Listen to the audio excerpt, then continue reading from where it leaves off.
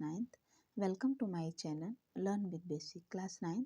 आज मैं आप लोगों के लिए सांवले सपनों की याद लेखक जाबिर हुसैन का संस्मरण लाई हूँ, जो आपके सेकेंड टर्म के सब्जेक्टिव क्वेश्चन के लिए बहुत ही सहायक होगा। सब्जेक्टिव क्वेश्चन आएगा तो लेसन को पढ़ना पड़ेगा, यानी पार्ट जब तक आप अच्छे से नहीं पढ़ोगे तब तक आप सब्जेक्टिव क्वेश्चन कर नहीं सकते हो। तो उसके लिए मैंने सोचा कि संक्षेप में आपको इस कहानी का सार बता दिया जाए और बता दिया जाए जो भी चीज़ें हैं इसमें, उसके अकॉर्डिंग आप लोग अच्छे से उसके क्वेश्चन का आंसर आराम से उसको अगर आप अच्छे से पढ़ लेते हैं तो क्वेश्चन आपको आराम से सॉल्व हो सकते हैं। तो इसके लिए हम लोग आगे बढ़ते हैं, लेकिन हाँ, आगे बढ़ने से पहले प्लीज़ मेरे चैनल को लाइक शेयर और सब्सक्राइब करिए। और अब मैं कोशिश करूँगी कि ये जो आपको हर एक वीडियो टाइमली मिलता रहे, क्योंकि बीच में कुछ दिक्कत थी, इस वजह से थोड़ा सा लेट हुआ, लेकिन कोई नहीं, आगे से आपको ऐसी दिक्कत का सामना नहीं करना पड़ेगा। चलिए आते हैं हम लोग अपने टॉपिक पर। देखिए, सांवले सपनों की याद लेखक जाबिर हुसैन का एक संस्मरण है। संस्मरण क्या होता है, थोड़ी सी इन्फॉर्मेशन संस्मरण के बारे में हम लोग जान लेते हैं। क्वेश्चन आता है कि जाबिर हुसैन का जो संस्मरण है सालिम अली, वो कौन सी विधा है, तो आप बता सकते हैं कि वो संस्मरण है। संस्मरण जो है दो शब्दों से मिलकर बना है, पहला सम और दूसरा स्मरण। ये संस्मरण का पूरा अर्थ क्या होता है, मतलब कि किसी घटना, किसी व्यक्ति अथवा वस्तु का स्मृति के आधार पे कलात्मक वर्णन करना। स्मृति मतलब यादों के आधार पे कलात्मक वर्णन करना। इसमें स्वयं के बारे में बहुत कम बातें बताई जाती है, लेकिन जिसके बारे में बातें बताई जाती है, यानी जिसकी याद में हम वो चीज़ें बताते हैं, उसका ज़्यादा महत्व रहता है। ठीक है, तो आगे बढ़ते हैं और इस कहानी का सार देख लेते हैं। देखिए, इस कहानी का सार, इस कहानी के लेखक जाबिर हुसैन जी हैं। उन्होंने इस कहानी में सालिम अली नाम के एक प्रसिद्ध वर्ड वाचर के बारे में बताया है। यानी इस कहानी के लेखक जाबिर हुसैन जी हैं और इस कहानी में किसके संस्मरण की बात हो रही है, सालिम अली के। वे कहते हैं कि पक्षियों के बारे में जानने का शौक रखने वाले को ही वर्ड वाचर कहते हैं, यानी इनको वर्ड वाचर कहा गया, यानी पक्षी प्रेमी कहा गया है। ठीक है, सालिम अली का ज्ञान भारतीय पक्षियों के बारे में बहुत अद्भुत था, तो वो भारतीय पक्षियों की खोज करते थे और उनके बारे में जानना उन्हें अच्छा लगता था।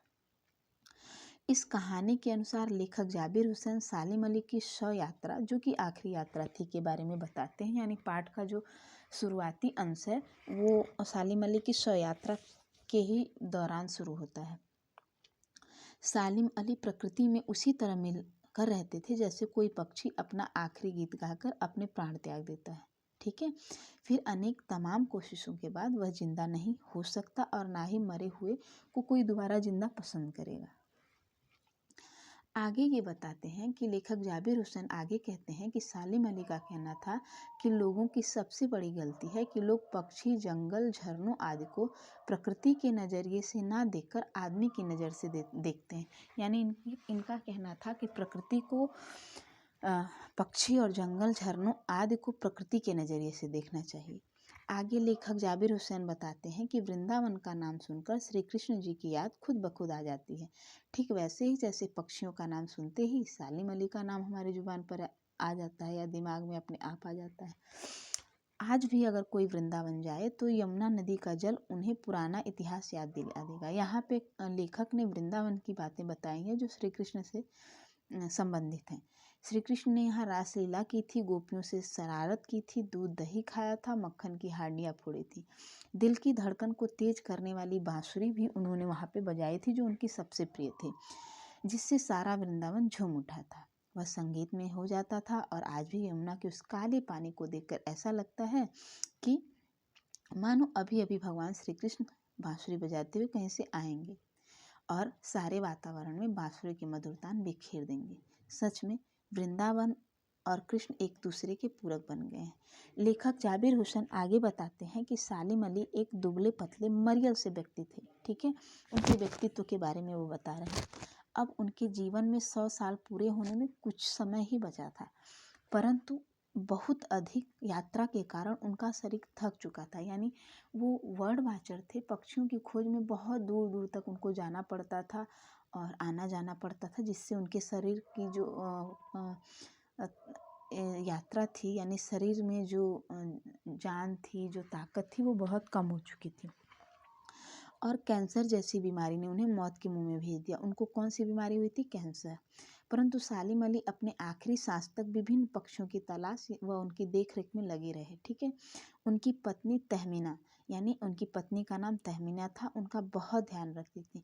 और तहमीना उनकी सहपाठी भी थी, यानी जब वो लोग पढ़ते थे वो साथ में ही पढ़े थे।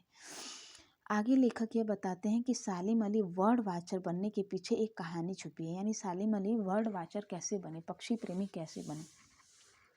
वह कहानी यह थी कि बचपन में सालिम अली के मामा ने उन्हें उपहार में एक एयर गन दी थी। ठीक है।